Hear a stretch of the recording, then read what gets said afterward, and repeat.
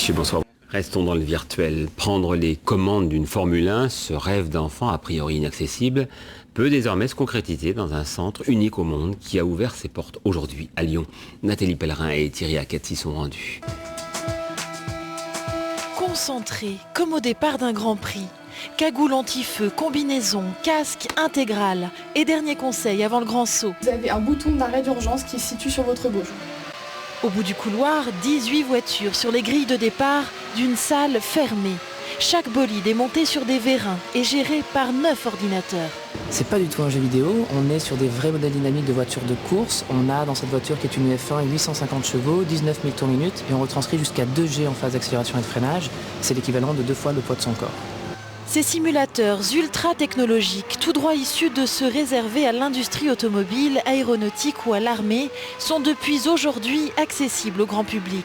3 écrans reconstituent le champ visuel du pilote. La voiture épouse les courbes du circuit et le moteur hurle à 100 décibels. Amateurs comme professionnels tentent le voyage. Vous avez cette température dans le véhicule, il fait chaud, vous êtes concentré, vous sentez le véhicule qui vibre et qui réagit. Vraiment des sensations de pilotage, c'est terrible.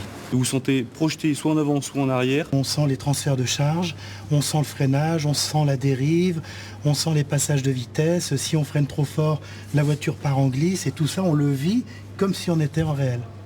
Pour le professionnel, la course se termine par un sage retour au stand.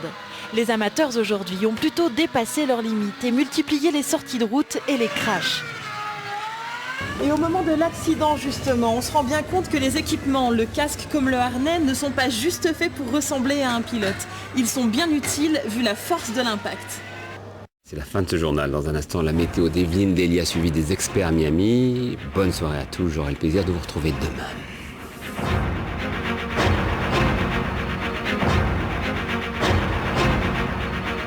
L'info continue sur tf1.fr et par téléphone au 32 80.